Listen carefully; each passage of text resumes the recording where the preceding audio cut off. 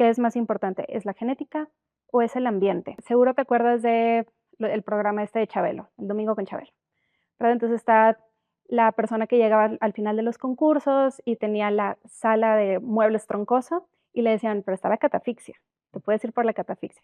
Entonces todos en el público gritaban la catafixia y estaba el ruido y la emoción y se dejaban llevar por esto. Se decían ir por la catafixia, se da la vuelta y era una paleta payaso. Y era como, no puede ser, la genética es tal cual haber tenido toda la información, saber qué había atrás de esa catafixia y con eso ya tomar la información adecuada.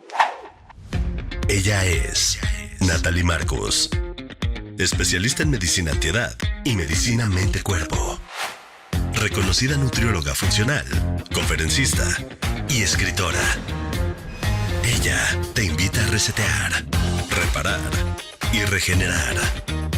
Las 3 R's, un podcast de Natalie Marcos.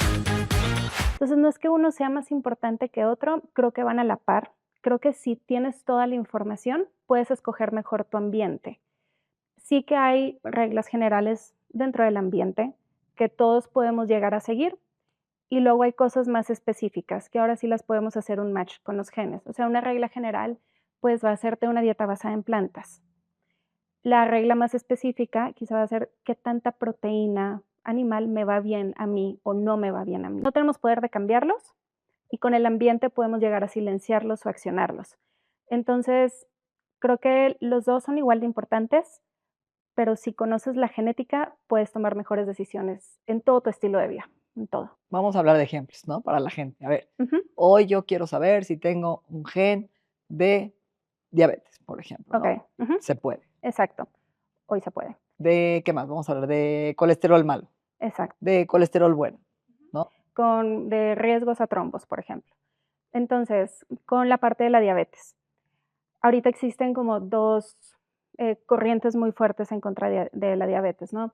Está una que es, ¿sabes qué? Bájale a todos los carbohidratos y con eso vas a estar bien. Y está otra que te dice, no, lleva una dieta mediterránea. Una dieta mediterránea es alta en carbohidratos, claro, complejos, pero al final son 2 corrientes contrarias. Exacto. Entonces, ¿qué es aquí la cuestión? Pues, ¿cuál de las 2 va para mí?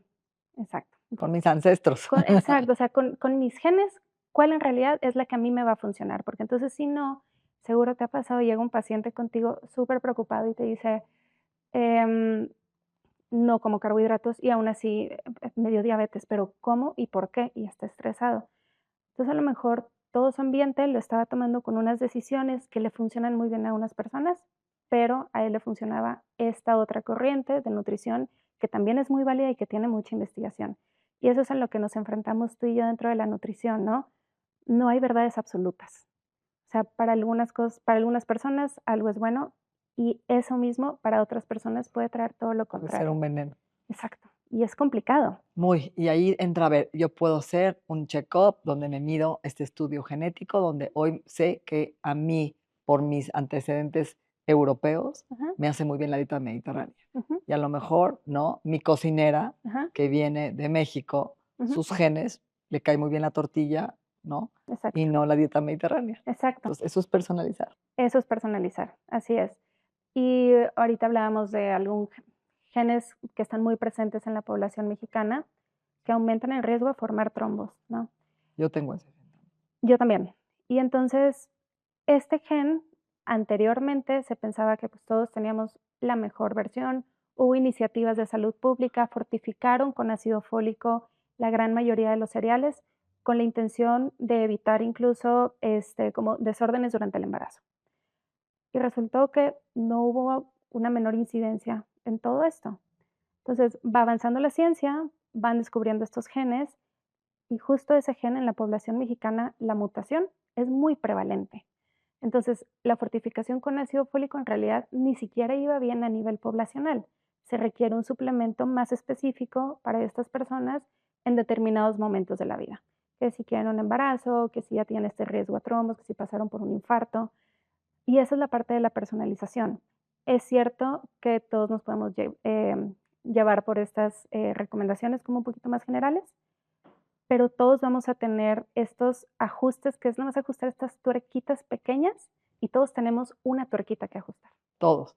Qué interesante lo que dices. Por ejemplo, yo a mi papá le da un trombo y yo me hago el estudio y obviamente pues, sale positivo, pero lo interesante es cuántos hoy vemos que no saben que tienen este gen y que han pasado por abortos, han tenido hijos con peso bajo al nacer, infertilidad. Entonces, creo que ¿por qué esperar a tener trombo? Exacto, Esperar y no hacer medicina preventiva, predecible, porque los genes pueden predecir nuestro comportamiento. exacto. Y yo creo que tenemos una gran ventaja, por ejemplo, tú y yo, y es una ventaja que no hubiéramos querido tener. O sea, mi papá también, mi papá tuvo 2 infartos, falleció en el segundo. Mi ventaja y tu ventaja es, vimos una enfermedad en ellos y eso nos ayudó a actuar. A lo mejor ellos en sus papás, en aquel entonces que no existía esta información, era como, de pronto murió. ¿De qué? ¿Quién sabe? Entonces nosotros ya tenemos más información. Ok, y quizá no teníamos lo de los genes y empezamos como, bueno, ¿qué se puede hacer para evitar un trombo? Y tomas todas estas recomendaciones generales. Ahora que ya tenemos la parte genética, ya lo sabemos, ok, yo tengo ese riesgo, ¿qué cosas más específicas puedo hacer? Y además, ¿qué probabilidad tienen mis hijos de tener este mismo riesgo? Entonces, creo que al final, digo, no es una experiencia que nos hubiera gustado tener, claro que no, pero estas experiencias son lo que van mejorando la ciencia, van mejorando la toma de decisiones y esa es la forma en la que, por ejemplo, yo veo la vida y la muerte de mi papá. Entonces, aprendo de eso, lo traigo hacia mí e intento pasar esa información, porque hay muchos que pasaron por ello. Y aparte es interesante cómo el ser humano va desarrollando diferentes mutaciones Ujú, de acuerdo a su evolución. Las enfermedades que ujú, tenían, no, los judíos europeos hace millones de años no son las mismas que tenemos hoy. Y el exacto. mismo gen va cambiando, ¿no? Como el Tay-Sachs, que se morían de ese. Yo tengo una sobrina con un síndrome. Ujú, La hija de mi hermano tiene un síndrome muy complejo que se llama Mucopolysaccharidosis Disease, MPS. ujú, Enfermedades donde ella nace con una poca enzima para desdoblar la glucosamina de los huesos. ya, Ya tiene bolas de glucosamina en la columna, en los ojos, mucha rigidez. Ajá. ya cumplió 21 años este mes, en mayo, pero es una chica que mide como muy poquito, ¿no? Sí, sí, Como sí. una niña de 5 años, que ya perdió la vista de un ojo, tiene más de 15 cirugías, ahorita le hicieron trasplante de riñón y yo me hice el estudio, porque yo quería saber si yo era portadora de este síndrome a mis hijas. Yo ya había tenido 3 hijas cuando pasó esto, yo no sabía.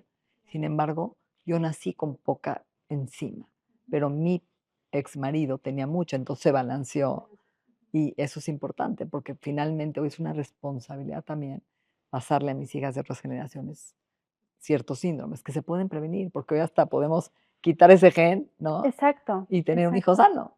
exacto. Y justo en este tipo de enfermedades es donde empieza toda la investigación de envejecimiento saludable en Europa, porque entonces ya hay tratamientos para que puedan vivir más. Entonces comienzan a ver pacientes que antes morían a los 9 años, a los 16 años, que no pasaban los 20 años. Entonces ahora empiezan a ser adultos y dicen los investigadores,